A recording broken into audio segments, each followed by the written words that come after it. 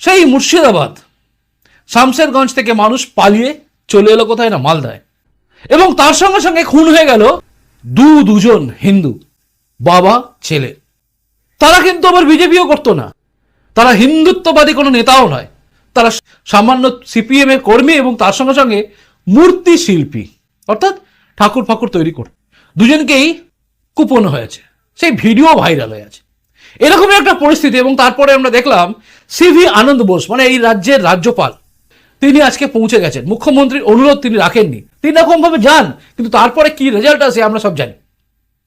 জাতীয় মহিলা কমিশন থেকে শুরু করে জাতীয় মানবাধিকার কমিশন, দুটো কমিশনই ঢুকে পড়েছে। তারা কতটা কি করবে সেটাও আমরা জানি। কিন্তু শুভেন্দু অধিকারী গতকাল যেটা বলেছে, যেটা হওয়া উচিত ছিল ব্রেকিং নিউজ, কিন্তু হয়নি। কারণ এই রাজ্যে দিলীপ ঘোষ বিয়ে করছে, এটা হয়ে গেছে মুখ্য নিউজ।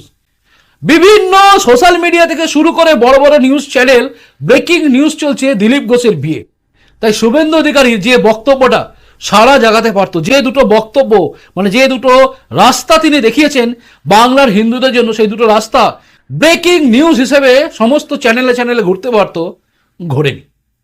কারণ ওই দিলীপ ঘোষের বিয়ে, ওটাকে দিকে মন ঘুরিয়ে দেওয়া হয়েছে।